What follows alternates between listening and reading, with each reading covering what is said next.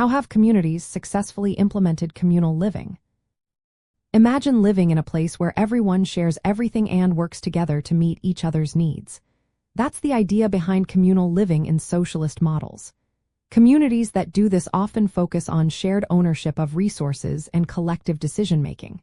For example, the Israeli kibbutz is a well-known model.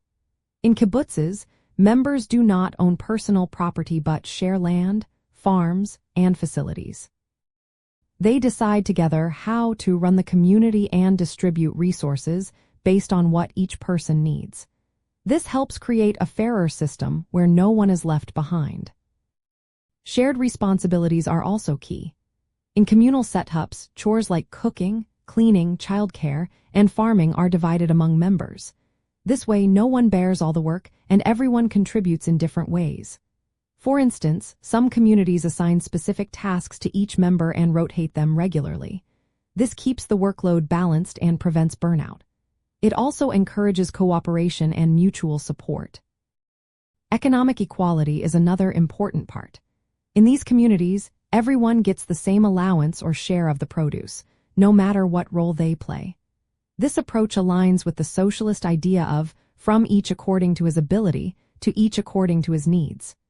It encourages people to work together rather than compete against each other. For example, in some cooperative farms, all income is pooled and distributed equally. Social bonds grow stronger when people relying on each other daily. Communal living often results in close-knit communities where trust and friendship flourish. When everyone shares spaces and responsibilities, it builds a sense of belonging. For example, communal apartments in the Soviet Union, although not always voluntary, forced residents to share living spaces and work together. During China's Great Leap Forward, the government promoted people living and working in collective farms called people's communes. These aimed to make work and living more collective, though results varied. Of course, communal living isn't perfect. Challenges like privacy issues and disagreements over shared resources can occur. Successful communities develop systems to handle conflicts, such as rotating chores, group meetings, or decision-making councils. These methods help keep harmony and ensure everyone's voice is heard.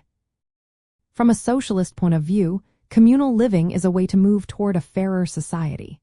It shows how cooperation and shared resources can replace inequality. By working together and sharing responsibilities, communities can create a more equal and supportive environment.